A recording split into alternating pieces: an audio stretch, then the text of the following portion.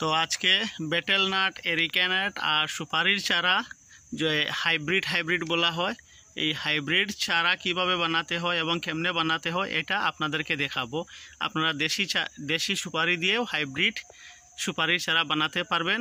আর আমার সাথে দেখতে থাকুন কিভাবে বানাতে হয় আর কেমনে তার প্রসেস সম্পূর্ণ এই ভিডিওতে আপনাদেরকে।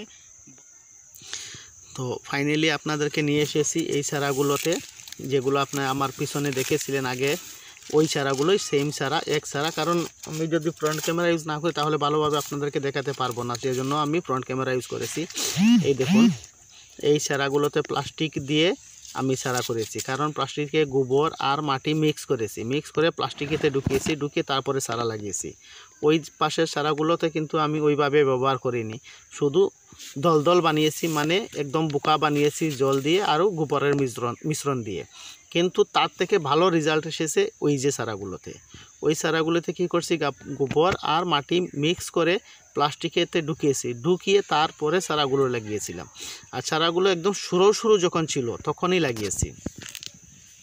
তো এইভাবে যদি আপনারা করেন তাহলে এই চারাগুলোর কিন্তু একটা ভালো অ্যাডভান্টেজ দেখতে পাবেন। অ্যাডভান্টেজটা আপনার আসার কারণ হলো, আমি যতটুকু ধরতে পেরেছি, ওই মাটিতে পুঁতে থাকা চারাগুলো কি হয়েছে, বৃষ্টি বর্ষা যখন হয়েছে তখন গোবরের মিশ্রণ যেগুলো ছিল, যেগুলোতে যে আমার দেশি সার ছিল, ওইগুলো কিন্তু চলে গিয়েছে, হয়তো বা 50% চলে গেছে জলে, এই বৃষ্টির জলে ধুয়ে নিয়ে চলে গেছে। কিন্তু প্লাস্টিকেতে যে চারাগুলো ছিল প্লাস্টিকের ভিতরেই ছিল, ওইগুলোতে বৃষ্টি বর্ষায় কিন্তু ওর যে সার যেটা ছিল, গোবরের মিশ্রণ যেটা ছিল, যেটা অ্যাডভান্টেজ ছিল, ওইগুলো কিন্তু বৃষ্টি ধুয়ে নিতে পারেনি, যার কারণে পুরো সারগুলো কি হয়েছে, গোবরগুলোর যে পজিটিভ পার্সেন্ট আসছিল ওইগুলো পুরো চারাগুলো পেয়েছে, যার কারণে হয়তো এই চারাগুলো ভালোভাবে হয়েছে, একটু গ্রোথ ভালো করেছে। আপনারাও যদি চাও তাহলে এইভাবে করতে পারেন, এইভাবে করলে আমার মনে হয় ভালো হবে।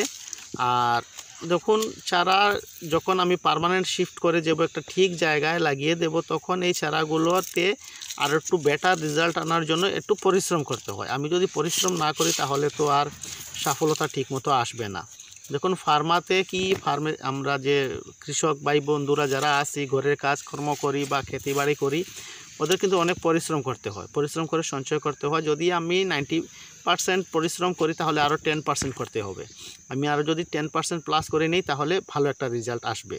আর ওই যে চারাগুলো দেখতে পারতেছো আপনারা, একটু বড় চারা, ওই চারাগুলো কিন্তু গত বছরের আগের বছরের চারা, ওইগুলো আমি রেখেছি অন্য একটা এক্সপেরিমেন্ট করার জন্য। যদি আমি সাকসেস হই তাহলে আপনাদের সাথে শেয়ার করব। ওইটাতে আমি সাকসেস হয়েছি, এর জন্য আপনাদের কাছে শেয়ার করতেছি। তো আপনারা অবভিয়াসলি বুঝতে পারতেছেন যে সত্যি না মিথ্যা, আমি একদম লাইভ প্রুফ সহকারে দেখিয়ে দিতে পারতেছি। আর এরকম যদি ইনফরমেশনের আরও মোটিভেশনের ভিডিও দেখতে চাও তাহলে কিন্তু আমার চ্যানেলটা সাবস্ক্রাইব করে রাখো আর পাশের বেল আইকনটা প্রেস করে রাখো, তখন আর একটু যখন অন্য কোনো ভিডিও নিয়ে আসি তার নোটিফিকেশনটা পাবেন। আর ওই যে একটু কাশি হয়ে গেছে, ঠান্ডা পড়েছে অনেক, কিন্তু এই পাশে আমি চারা আগামী বর্ষার জন্য রেখেছি। আগামী বর্ষাতে ওই চারাগুলো কিন্তু সেমভাবে আমি প্লাস্টিকে কিভাবে ঢুকিয়েছি, কিভাবে গোবর দিয়েছি, পুরো ডিটেলস আপনাদেরকে আমি শেয়ার করব। কিন্তু এই সব জিনিস জানার জন্য কিন্তু আমার চ্যানেলটা আপনারা সাবস্ক্রাইব করে অবশ্যই রাখবেন, তখন মোর ইনফরমেশন পেতে আপনার সুবিধা হবে।